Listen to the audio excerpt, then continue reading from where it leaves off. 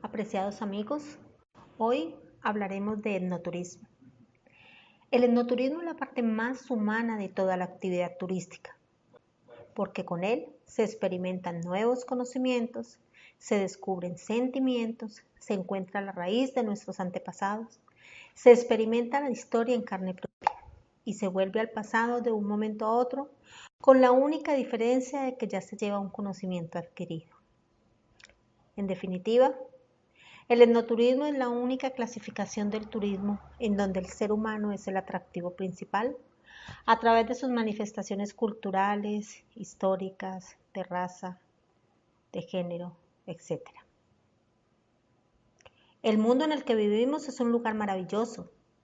Una de las razones de esta afirmación es por la gran riqueza y variedad de regiones geográficas, paisajes, biodiversidad y por supuesto el componente distintivo que es vital tanto como el ambiente, sus gentes y su cultura, que en definitiva son los que hacen los territorios, que enriquecen la identidad y la diversidad.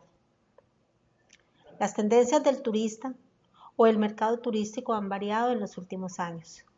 Ya no es prioridad hacer turismo solamente con fines vacacionales o descanso en las playas.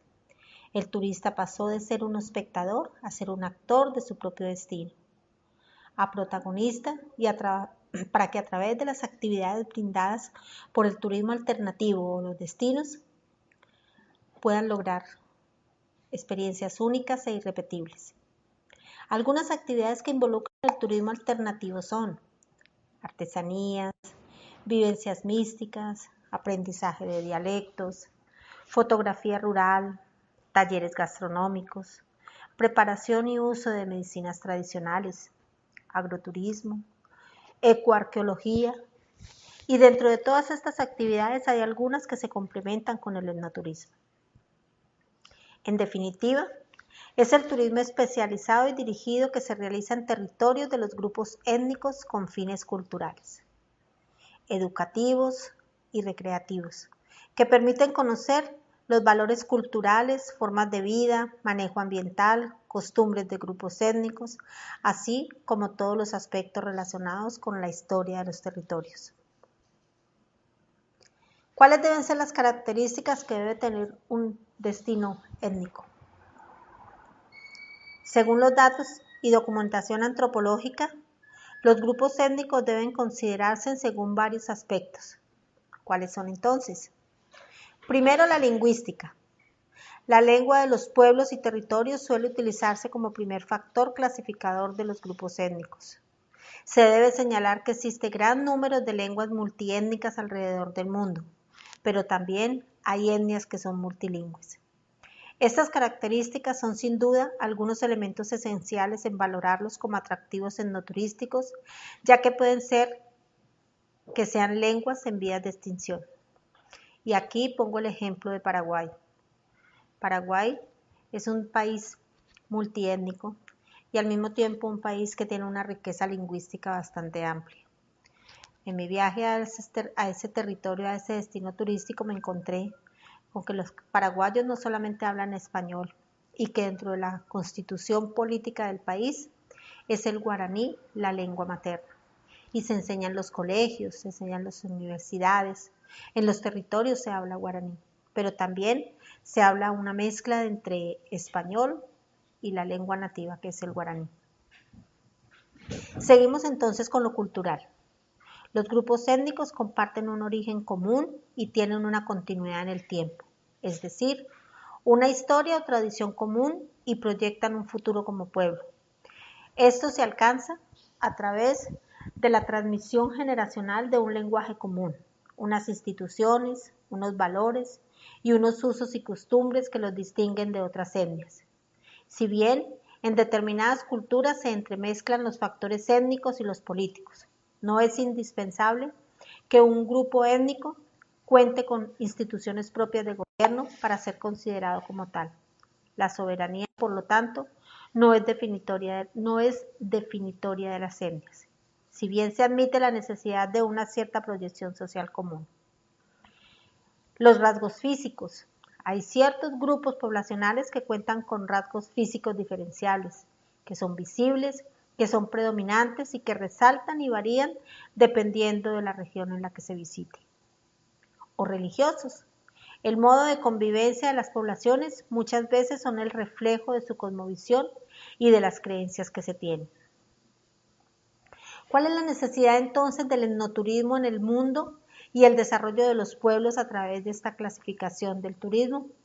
La gran necesidad de la práctica etnoturística se basa en la preservación, divulgación e interacción de las identidades de los pueblos o de las razas con los visitantes, es decir, que haya interculturalización. Además, gran parte de estas poblaciones han sido marginadas con otras poblaciones y en algunos casos hasta por los mismos gobiernos, producto de una globalización, ya que no se ajustan a los ideales de una cultura llamada civilización. ¿Cuáles son entonces las actividades etnoturísticas que existen en el mundo? Son potenciales iniciativas etnoturísticas que pueden ser explotadas de una manera sostenible. ¿Cuáles son las etnias más relevantes entonces?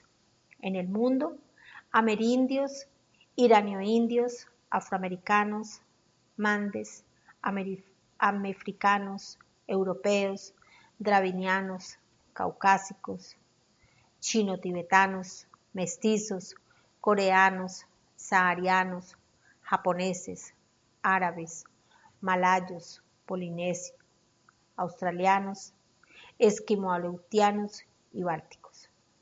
Y dentro de las lenguas, para poder definir espacios geográficos en donde la lingüística sea predominante, podemos hablar entonces de los chinos, de los italianos, de los portugueses, de los ingleses, de los franceses, de los árabes, de los japoneses, de los alemanes, del español, del hindú, del ruso, entre otros.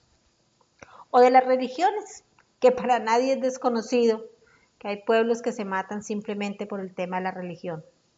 Entonces, podemos hablar de los cristianos, y cuando hablamos de cristianos podemos hablar de los creyentes, de los protestantes, de los católicos y de los ortodoxos.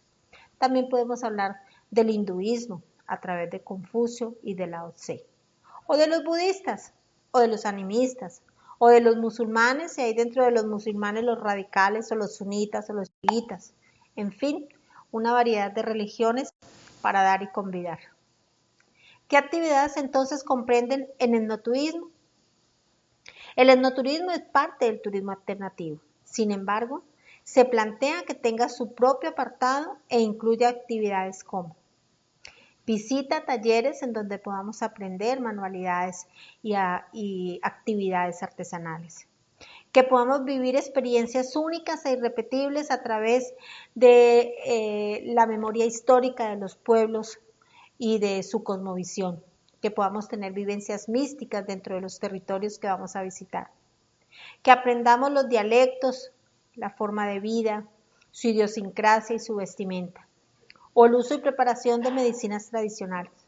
O también, ¿por qué no?, podamos practicar, hacer y difundir prácticas religiosas. O visitar sitios arqueológicos en donde encontraremos un sinfín de historias a través de la arqueología y de los sitios que tienen características especiales.